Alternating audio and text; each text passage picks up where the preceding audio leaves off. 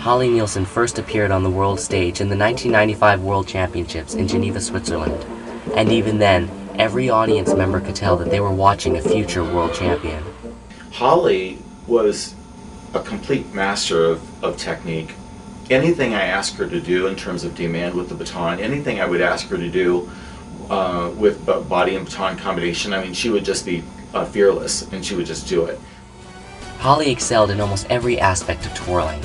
She performed programs with aerials of greater difficulty than had ever been seen before.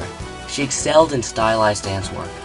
And undoubtedly, Holly revolutionized the way twirlers approached rolls. In 1998, she introduced her trademark elephant roll, and in the years following, she would perform monster roll sections of incredible difficulty, performing them forwards and reverse with equal ease and daring her competitors to keep up with her ever-changing skills. When she came out, of course, the first thing you remember her for are the rolls.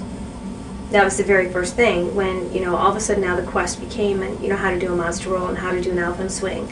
And those are the things you remember because she could take it in so many places and so many planes and so many patterns.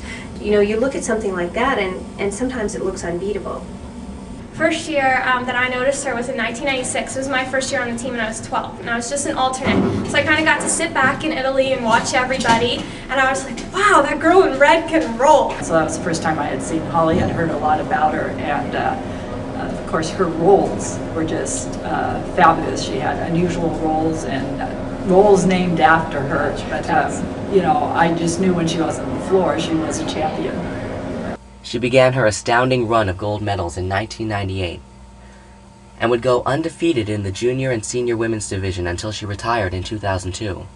Fortunately, I got to watch finals in 2001 in Holly do New York. She caught me off guard when she was wearing the dance sneakers because she did a lot of work on her toes and just brought a new element into baton twirling. I mean, I think that was probably her best routine that she did, and it was one of those routines that you're always going to remember. I love that program.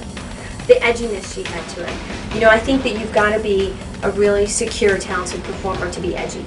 It felt like she was taking it to a new level and that she had the guts and the courage and the skill to be able to do different body moves, different dance moves, and that baton was flying all over in different reps and flips. And my favorite performance of hers was in 2001 in France.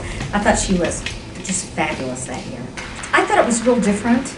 I mean, it was a real change for her. She came across as really sassy and cocky and confident in that program.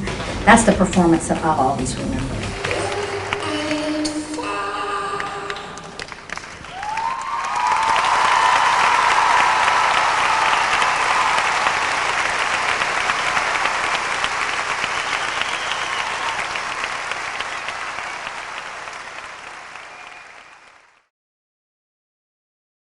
Seiichi Nagaki has run the entire twirling gambit, from young prodigy to evocative artist. In the junior division, he displayed twirling skills far beyond his years, but could hardly be called artistic. His breakthrough came in 1999 with a drum-driven program that introduced innovative contact work and a newfound aesthetic flair. Seiichi started winning early. Ann Bittenbender said to me, he's going to be the best twirler we ever saw. I remember in 1998, the Japanese team came out, and that was the year that they did Bolero, and I remember watching this guy, and he was just featured, and he did like this crazy 4-baton part, and I just remember that, and I was just like, oh my gosh, they're absolutely amazing. It was the most fascinating thing I've ever seen, and it kind of inspired me. I was kind of thinking, oh my gosh, I want to be on team, I want to do something like this. Over the next 6 years, he began to come alive with choreography, with diverse programs that delved into the clean strength of Beethoven, the audacity of Queen, and the understated simplicity of a Japanese poem. For me, it's the routine that he did in Barcelona.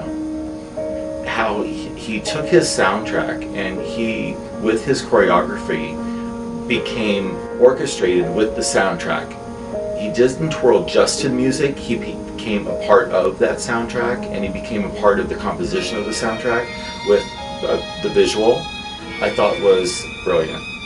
I think that he's the king of subtlety, that just moments happen and you just realize you've been holding your breath. and all of a sudden you release and realize that what a great moment. In the last 15 years, Seiichi has exerted a dominance over twirling that has never been seen before. He currently stands as the only twirler to have won a gold medal in 5 different categories, with an incredible 21 gold medals to his name. Especially that's when I first noticed Seiichi. I mean, I heard the name, I was still really new to baton, just a little junior, but when I saw him, I mean, he was reason to go home and practice, especially contact and rolls. He is just, as far as handling a baton is concerned, on another level. The things he can do with that piece of equipment are just beyond anything I've ever seen anybody do. He'll be remembered for taking this sport to a level that I don't think anybody even had envisioned until he showed us the way.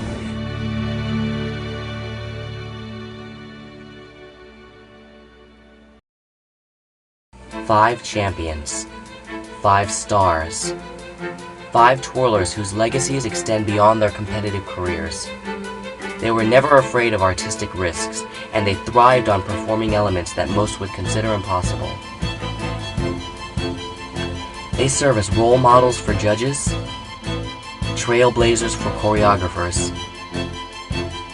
and as inspiration for twirlers around the world. They are our legends, and we applaud them for the immense contributions that they have made to our sport.